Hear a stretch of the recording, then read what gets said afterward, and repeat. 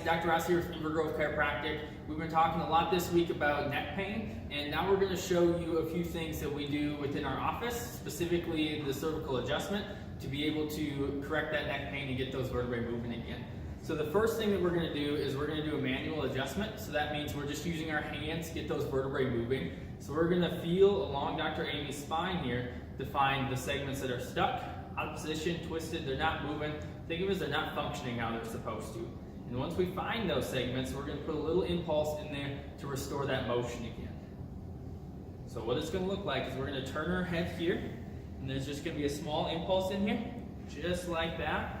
Very easy, very gentle, and very effective. Now there's three different ways that we do adjustments for the neck in our office.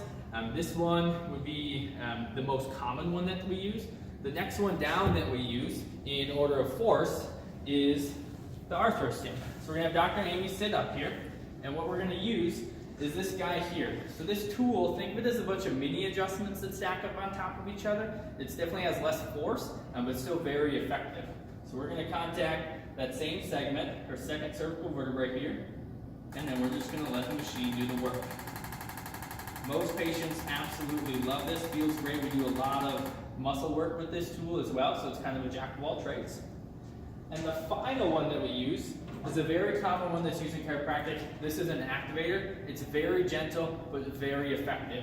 So what we do is there's 4 different tensions that we can set on here. We're going to contact that vertebrae and then give 3 clicks. It's very gentle and very effective.